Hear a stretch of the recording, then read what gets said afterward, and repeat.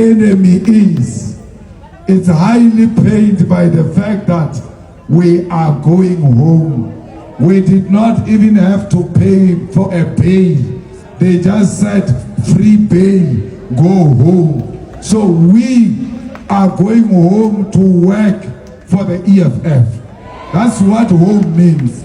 It means the work of the EFF continues.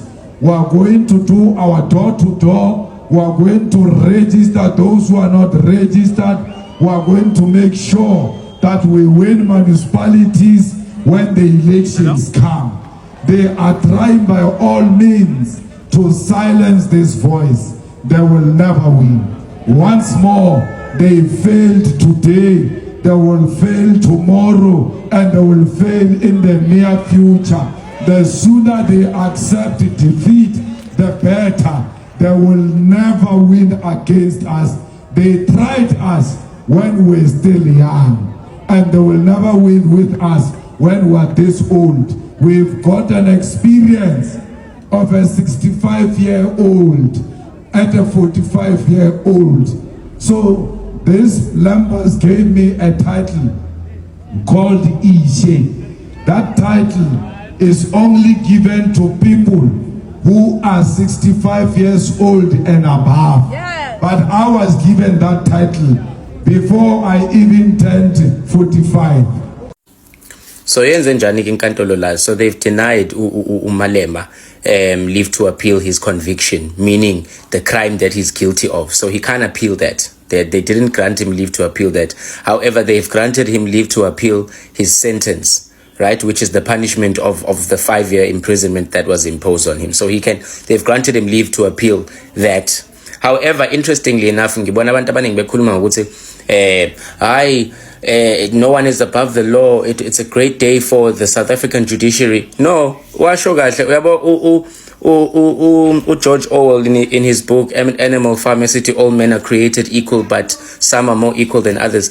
There's people who've done heinous crimes. Baningi abantu abanamacala nje serious. Singabuyela back to ikhathi ze-apartheid, back to all TRC, people who were given amnesty, ababebulale abantu. So asingayikhulumi nje indaba ukuthi nje no one is above the law. Bakhona above the law. Bakhona abangaboshwa benza izinto. Bakhona abatholakala nezimali emokosofa bangaboshwa. So asingathi nje the law is fair.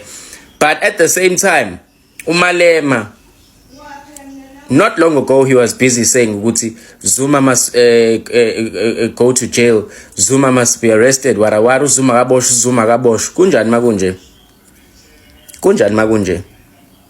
Hey, let me clarify this, guys. Julius Malema will not leave court arrested. No, it's not going to happen like that. This one will be given a date to hand himself to the correctional services, and from there he will appeal the case. Then he doesn't have to hand himself to any correctional services center anymore because he has already appealed.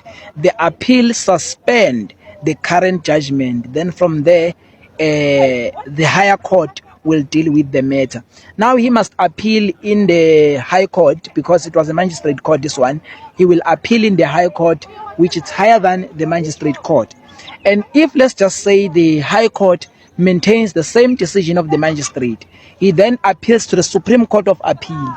Then magistrate court has won, and then the Supreme Court of Appeal, I think it's 10, and then the Constitutional Court, now it's 10, if I'm not mistaken, at least at minimal.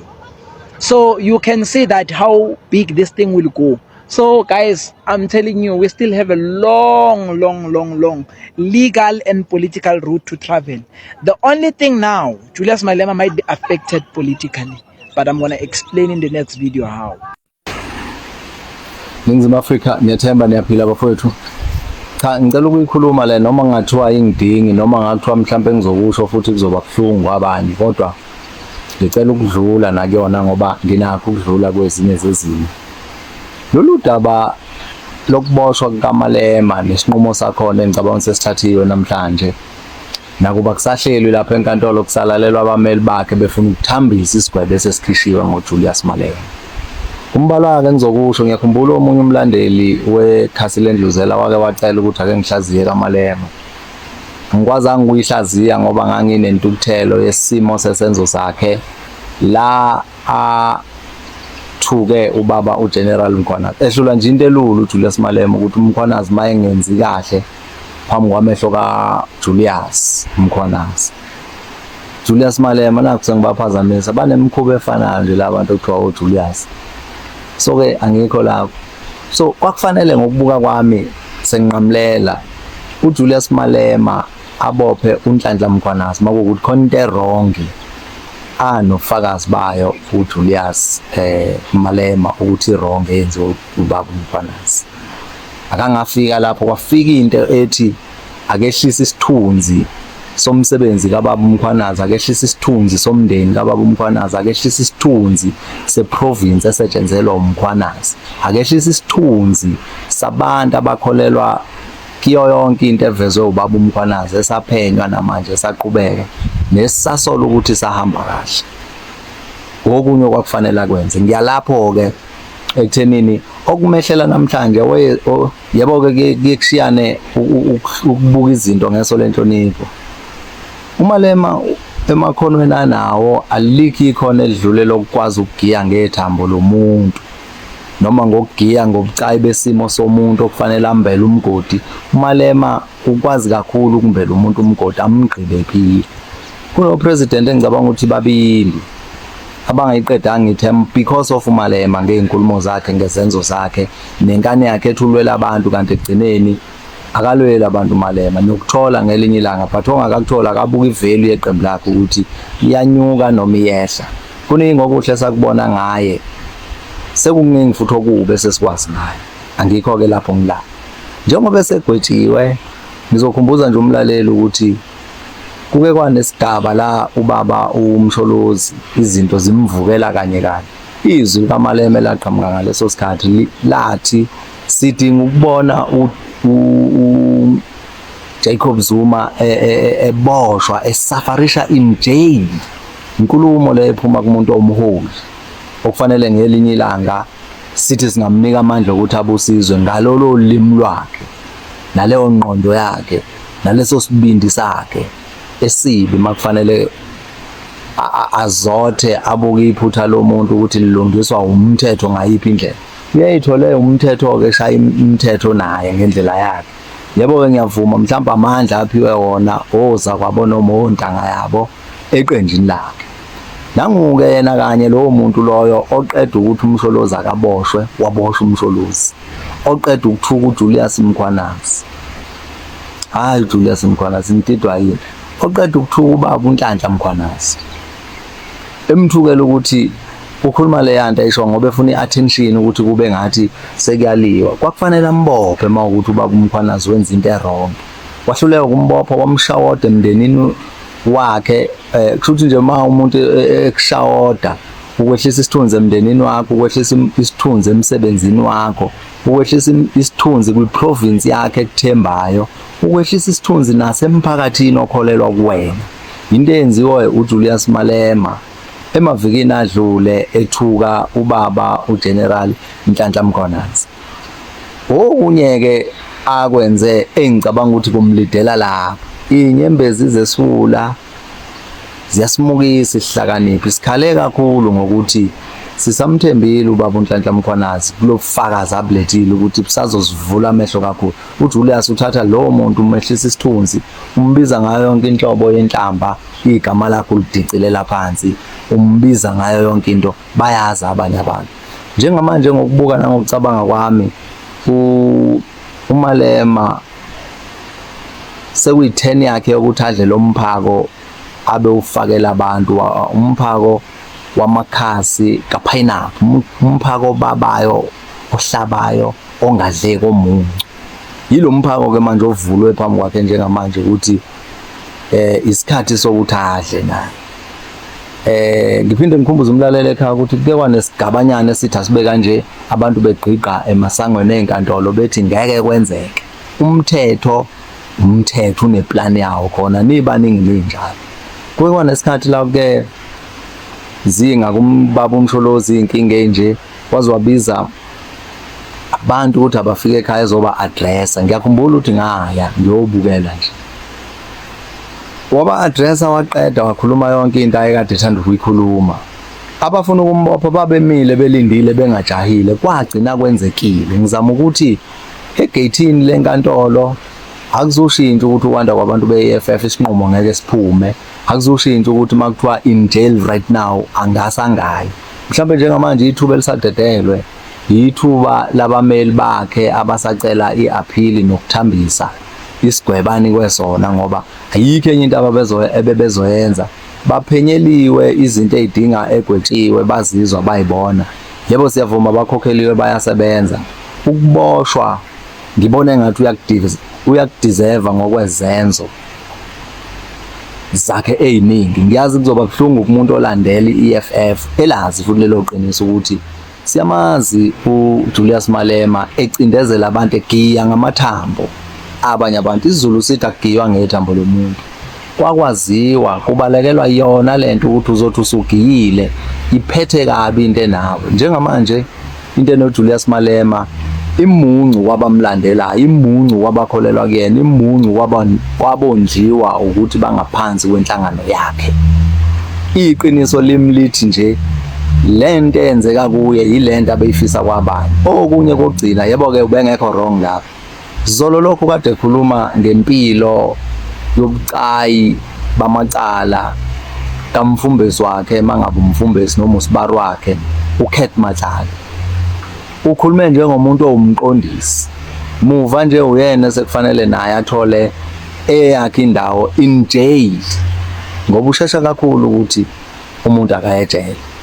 Naleli jela abelokho elivulela abanye abantu selivulela yena manje, lidinge yena ukuba makabe phakathi. Iyaphi lento la yakhona abafowethu, sengiya kuwe ekhaya mlaleli. Makuficakala isimo somuntu noma inkinga yomuntu, zejwayeze ukuyilalela bese ubheka indlela eright nevulelekile yokuyixazulula leyo nkinga noma yokuyedlula leyo nkinga. Uma ungangene ngibona engathi kusuke kufanele ukuthi uthule kunokuthi ukhuluma amazwi amabi ayizipikili phekwempilo yomunye umuntu. Uze ukhohle nakuthi imoto ukuze ifike la yakhona isondo lihambe lijika-jika, mhlambe liyojika ligcine ligxoba ngawe. Mhlambe malijika futhi kunale nkulumo ethi liyagaya kodwa ligaya ngomunye umhlathi, itshelela ukuthi uzothi usagayile ugayile ushintshe futhi uzogaya ngomunye umhlathi walento ekusuke gaywa ngayo. Yileyo nto eyenzekayo njengamanje. Nginesiqiniseko sokuthi kunabantu abangadli ngisho ukudla kubuhlungu, bakhohlwa ukuthi lento ibehlelile abanye babafowethu ebebekizwe lezi zinto zepolitiki. Baboshwa kungemnandi sathi kodwa belingebukezwe nodaba. Futhi nakuye kuMalema njengoba lisabukezwe udaba, abantu benhlangano yakhe abehlisa imoya bakumukele lokho ukuthi kungabo namhlanje, bekuthandazele futhi lokho ukuthi mhlambe noma kungabo inhlangano ingadrop ngenxa yalento. Kodwa ngibuka ke isikhathi ukuthi uma eboshwa eyejele uboshwe ngesikhathi esibi la kufanele khona nenhlangano iqamba amanga njengezinye inhlangano ukuthi izokwenzani njengoba sibheke ezinkethweni. Yilokho nje ngingakusho ukuthi into ehlasela uMalema umphaka bejwala ukuphakela abanye abantu. Njengamanje umphaka esekufanele udliwe yena. Kunenkulumo akayikhuluma eminyakeni nje edlule ethi amaZulu awasuke eGauteng abuyele back to KZN. Ngaleso sikhathi eKZN uMalema kunemkhandlu ebimthemba yamnika amandla. Ubethola kwezinye indawo abe o-deputy mayor, abe o-speaker eKZN. Lokho bekwenziwa yivoti labantu base-KZN. The very same bantu labazothi ekugcineni abantu base-KZN abangayitsheli ukuthi bayazi bona baphethe impilo, they must go back to KZN. Into ephumaphi njalo leyo kumuntu omholi. Akuyena umholi wabantu baseGoli, akuyena umholi wabantu baseLimpopo, umholi wabantu base-South Africa abakholelwe enhlanganweni yakhe okuyi-EFF. Kodwa ukwazi ukukhuluma amazwi anezipikili njengalawo, ukwazi ukukhuluma amazwi anenhlabathi njengalawo. Bengizothi mina ngoba ijongo lisakhula ake lifunde isifundo sokuhlela izinto eziphuma la ziye kubantu ukuthi ziyakha yini lapha noma zimakhela isimo esifana nalesi yena ngqo. Njengamanje uSheva udlayo, uSheva bekade ewugayele abanye babantu. Yilokho nje ngingakusho ukuthi singakhala sithini kodwa hayi sonke thina siyazi ukuthi uthola into ayideservayo ngoba lento beyifisela abanye abantu ukuthi mayibehlele. The Juju sentencing for me was more about grasping at low-hanging fruit. It was more about it being a spectacle, proving a point, and it felt very distant from justice. But I can see in the comment sections, white people are very excited. They feel vindicated by this sentencing because of the statement Juju made when he said, "Unalive the Boer, unalive the farmer," or "Unalive the farmer and unalive the Boer." And what's interesting is, number one, white people always want us to get into the morality of things when it comes to pointing out the corruption and violence of black leadership. They always want us to go to town with that. They always want us to double down on that. But never do they come at us with that same energy when it comes to the corruption and violence of white leadership. And that's why I don't get into those conversations with them. But it's also important for us to remember that this statement of Juju never led to the mass murders of white people, not on the continent or in Europe. It also never led to a system being created to oppress white people, not in Europe and not on the continent. It's also interesting because the last time Julius Malema was cited as saying the statement was in 2023. It's 2026 now. Why can't you guys move on? Why can't you guys forget the past? Why are you guys so hung up on the past? Why don't you want to focus on building a rainbow nation now in 2026 and let go of the past? Why can't you guys do that? Maybe it's because you understand that the past affects the present, even though his statement that he made in the past doesn't affect your present. Didn't even affect you back then. Nothing about that statement has affected you. Just like nothing about these gunshots have affected South Africans. Truly speaking. Now, what is interesting is that you will keep on repeating this statement and keep on talking about how it incited this and how it incited that, but you get upset at black South Africans when they bring up apartheid. An entire system of oppression towards black people. A system of oppression that still affects us today. The hate speech said in apartheid translated to mass murders of black people. You can't understand why we bring up that past, but you can understand why you bring up this past which doesn't even affect you. One statement, Nohal. Such exaggeration, Mara. Ooh. And truly speaking, guys, I don't get involved in rallies or petitions that are organized by white people in terms of them coming up against the criminality of black leadership, because most of those rallies and petitions actually have nothing to do with the majority, which is the skin color. Most of those petitions and rallies and movements, as scarce as they are, have to do with ensuring that white people are comfortable and the needs of white people are attended to, not the needs of the majority. Singomakhanya sibuka ukuqhubeka kwecala noma ukuqhubeka kwesentencing noma ukugwetshwa kwaloyo ongumengameli weqembu lombala wommenzo phecelezi EFF. Njoba nje igwetshwa inkunzi malanga le isigebengu lesi iflip flopper kazwelonke njoba igwetshwa nje namhlanje sengibuka ke laba abazomsupporter laba bombala wommenzo bagcwele lapha nabanyanyisa lapha eduze kwecourt banyanyisa nje yonke indawo. So mangibabuka ke ngithola ukuthi ke ama South African kuphela abantu abagcwele lapha nabafike ngamabhasi bafike ngama taxi mangithi ngiyanothisa ngiyabukisisa hayibo lo muntu wasesupportwa ama South African kuphela manje kanti apha amakwerekwere akhe lawa ahleze walwela ezethi yena akalifuni ivoti labantu base South Africa ngoba lizanophobic. Aphi lamakwerekwere akhe lawa wayengayi komeseka uMalema amazimbo abe nama Nigeria waye liba lokudla ama drugs namhlanje ngesikhathi secala leli dayaso leli dayabo. Namhlanje uMalema uyagwetshwa.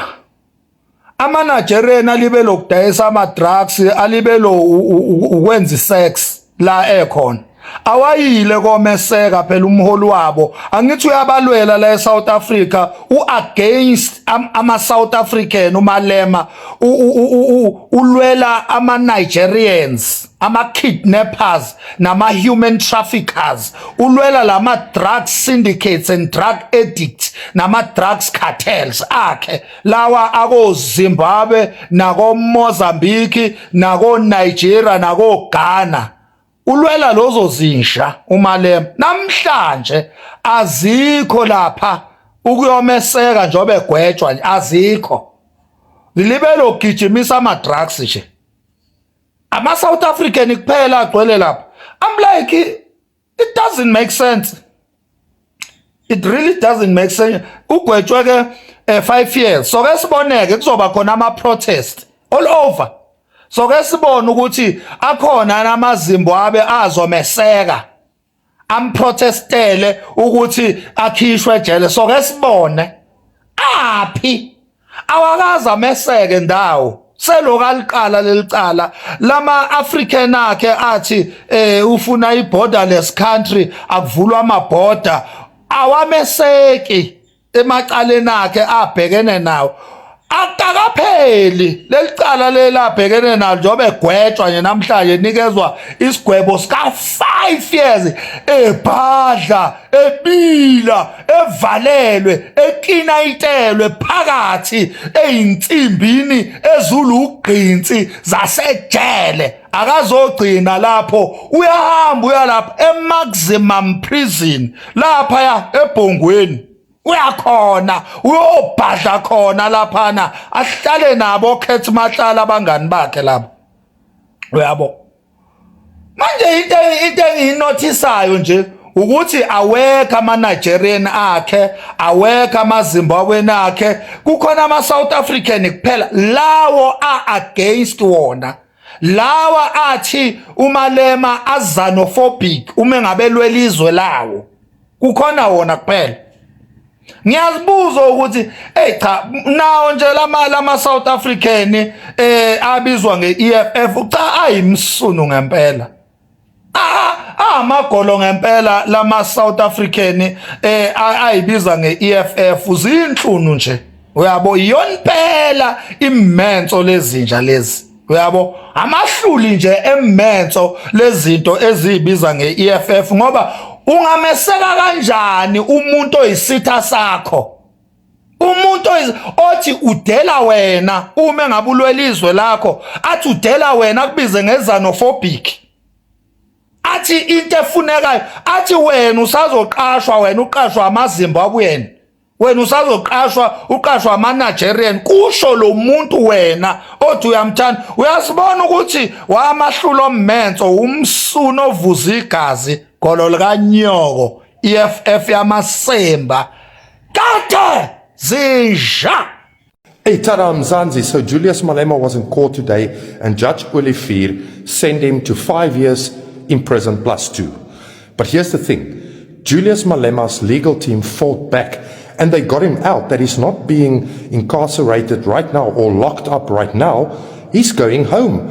They had a plan. Julius Malema, after the court proceedings, went onto a stage, one of the best speeches I've ever heard. Listen, I don't care if you like him or not. One of the best speeches I've ever heard. But anyway, he explained to us and pointed out all the holes in this whole court proceedings. And he says that Judge Olivier is actually a person that can't read. She didn't read the court proceedings or the arguments, the heads of arguments. And in the speech, he explained how they planned for this whole thing. The deputy president of the EFF was already in Grahamstown with paperwork for if they want to lock him up. They had a helicopter ready to fly the legal team up to Grahamstown. This whole thing was just a proof that Julius Malema planned for things. He's actually a smart person. Again, I don't care whether you like him or not, but the truth is the truth. This man plans. He's actually a great leader, and he showed strength. Even in the court proceedings at the end, when the judge told him he can leave, he actually said, okay, bye-bye, in a very friendly way. That's classic Julius Malema. Listen, for all the EFF supporters out there, I feel sorry for you guys about the sentence, but Julius says he's going to win this thing. He's going to reduce the the sentence, because you need to understand it's all about his political career. He's not afraid of going to jail, but he needs to fight for his political career. According to him, he thinks he's going to even get the verdict, the guilty verdict squashed. Let's see what happens. All I'm telling you guys, for all the EFF supporters out there, I'm sorry for what happened today. For the people that's rejoicing, I understand you too. You guys know me, I'm a one love type of guy, so the only thing I have to say is, Atina nonglaba, Atina nonglaba. See you next time, bye. Let me tell you something about this thing, Julius Malema. Mausas, what you are destined for greatness. Don't do things that would jeopardize your progress into getting where you need to be. Yeah, kusebenza so hard, kusebenza what best wenza izinto ezizokubuyisela emuva. Bheka manje so ejele 5 years. Mina mfethu sakhula sasiganga mfethu, mara njalo sasibanja makhona mina mfana. Yazi iplan lenziwe lize execute bangicocela mangekho, but wathi kuba khona mina ngibanje. Why? Because that's a sign to tell you, bro, you shouldn't do things ezinjalo, because when uyale labantu bazokuyisa le. Uyayibamba? Hayi ukuthi khona abantu abangayenzi into yenzayo. Hayi ukuthi khona abantu abangayenzi bayenza, they get away with it. The day uyenza uyabanjwa, it's a sign. Kwa uJona waseBhayibhelini mathi uyabaleka ayNiniva washona Tarshish. Yamlanda inhlanzi mfana. Imlandile kumbonisa mfana baningi abangayibalekela le calling, kodwa wena mfethu you supposed to go that way. If you know that you are destined for greatness, avoid these dangerous snacks. Ube islim, because you know ukuthi uniyale phezulu. Bangazenza bonke mfana. Kodwa wena afana. Ibhlungu lento lenzakala manje. Nyana wami oyintanda afana bahle kanti inkosi ithivile ungathuki ungadani sesikhona na 93 yakufaka xa uphethe lilizwe ningoyiki ma comrade ngiyaphilayo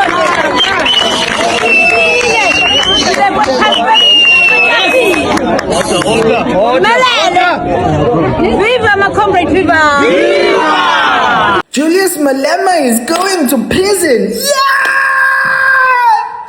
Arrest everyone else again. Everyone needs to go to prison. Mfethu, Isaiah 1 verse 23. Your rulers are rebels, partners with thieves. They all like bribes and chase after gifts. They don't even care about the widow. They don't even care. They don't even defend the fatherless. Bonk. If he's going to be the example, the guy was being shown in the White House like, hey, abelung every white, abelung, siyazi kiss the poor, his appeal is gonna be fine. But if now he's the exception, he's the example, no one's going, hey, oh pala, conk, no one's deserving of prison. Oh, he is. No, it's fine, good. You can put someone in parliament like Umjita was being shown by Donald Trump like he's the opposition. Like Umjita has 90% votes. Good. All of you. I was promise on child price waiting for.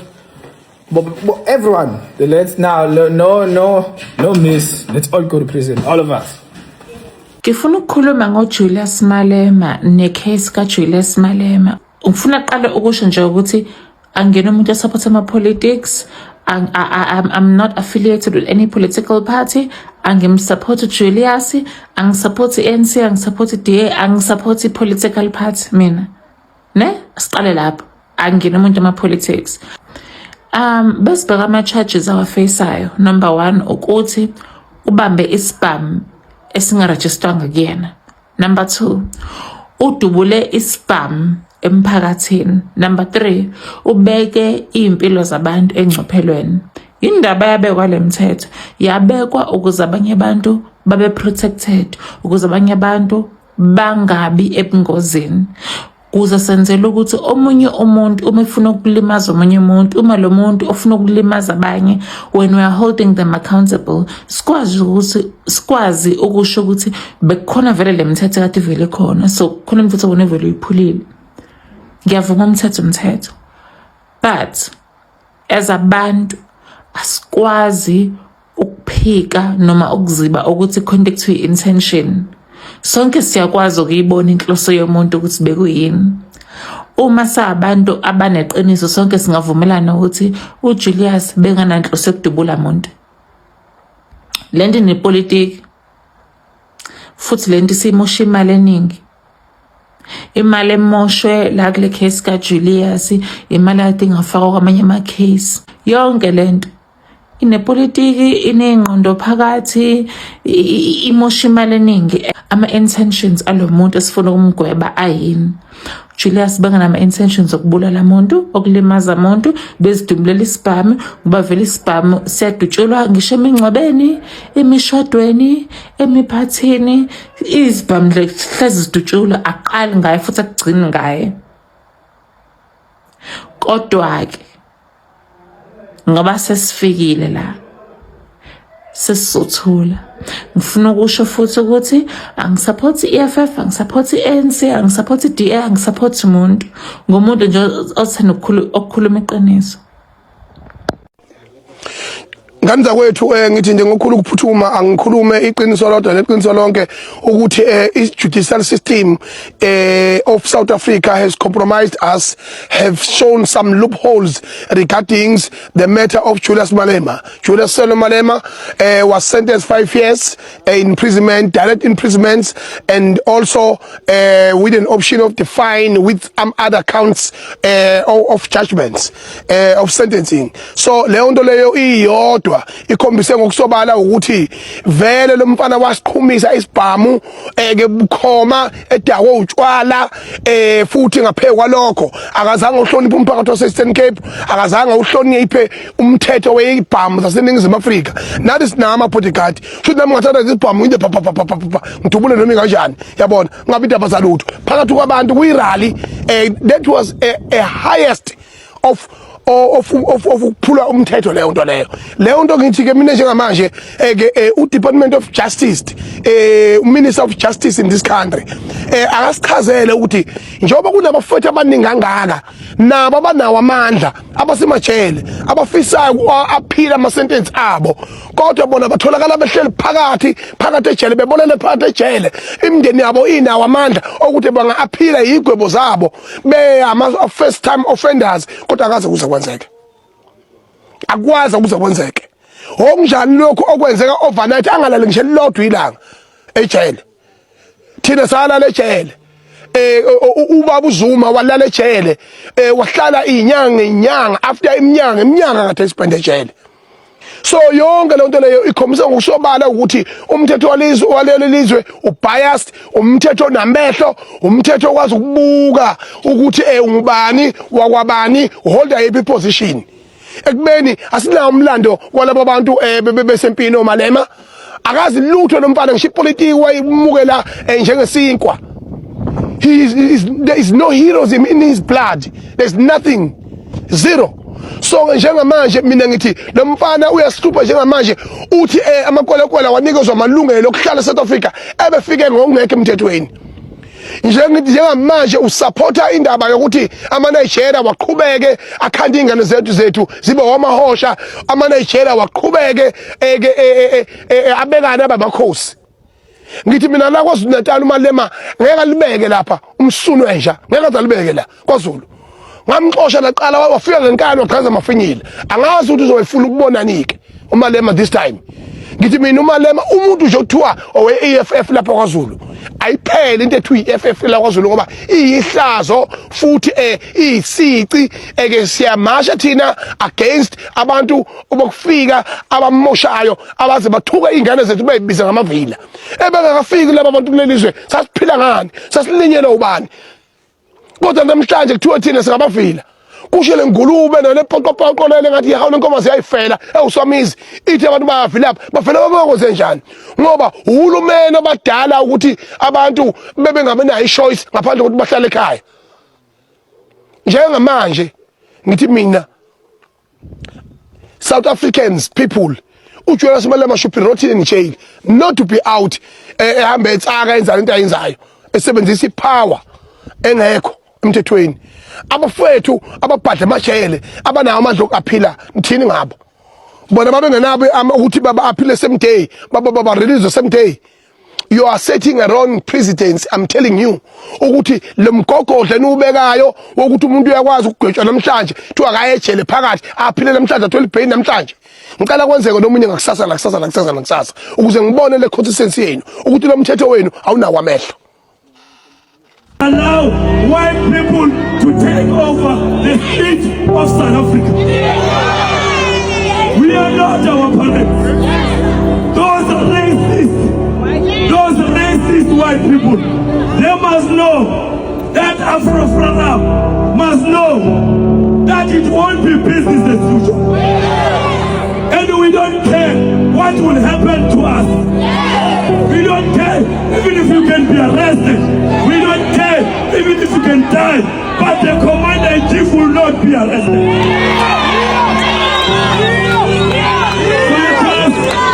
From here, we are going to march in any street, whether the police want us or not. We are picketing everywhere.